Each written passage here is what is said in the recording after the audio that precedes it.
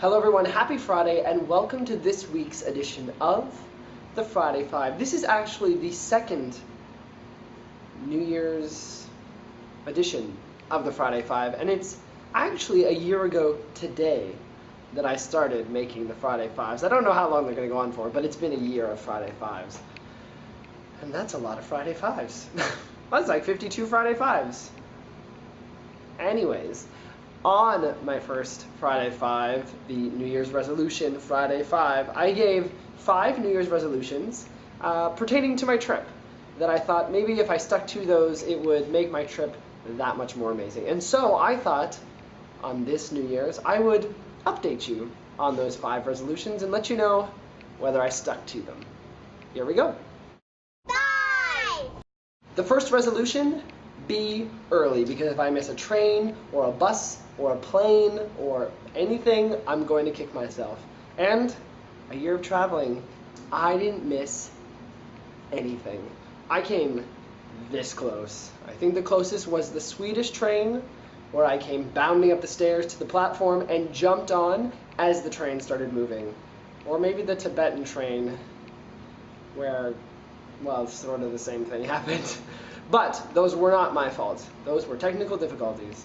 I did very good about trying to be early, and I think it paid off. 4!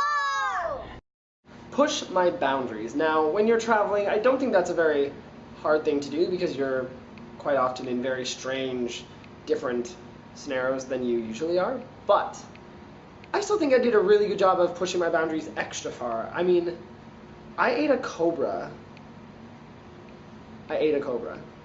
That's all I have to say. 3! Stay calm. Now this is probably the most challenging of all the resolutions because when you're traveling, things just don't always work out as planned. So when I didn't think I was going to get my Indian visa, I wasn't exactly calm. Or when I got scammed at the Cambodian border, or when I thought I lost my passport once, and I mean a number of examples. When trains are late, buses are late, and things just aren't working out. Yes, you get a bit stressed out, but then I always have tried to remember the Om of Buddha and the way the Tibetans were always just so peaceful and calm, and that kept me calm. 2! Stay organized. This one was really important. I took over 17,000 photos and videos, and I kept it all organized. It was very efficient.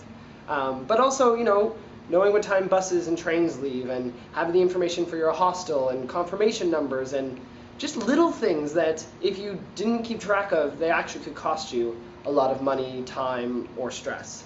And I actually got commented by a few other people that I traveled with that I was pretty organized and on top of things. I guess I had a year to practice that and kind of get it figured out. And I'm happy with it. I stayed organized. 1! And finally, and quite possibly the best and easiest one to do, was travel the world. And I think 36 countries on 6 continents later, I can say that one was successful. I definitely traveled the world. And there you have it, yet another, possibly 53rd edition of the Friday Five. My 5 resolutions from last year and whether I was successful. It's January 1st tomorrow, which means new resolutions, and I don't know exactly what they're going to be because I'm not traveling around the world again this year, but I'd say to keep being adventurous, and I think maybe one would be to explore more of Canada because, well, I just love the country I'm from, and, you know, after seeing so many places in the world, I think exploring more of it will be great, even though it's so big. Yeah, I want to say Happy New Year to all of you. I hope you have a great 2011. Thank you for being a part of my 2010. I hope you will continue to be a part of my 2011. 2010 rocked. I think I kicked its butt. I think I owned it. So how do I top that for 2011? I don't know, but we're gonna somehow. Have a Happy New Year. Be safe, don't drink and drive, and we'll see you in 2011.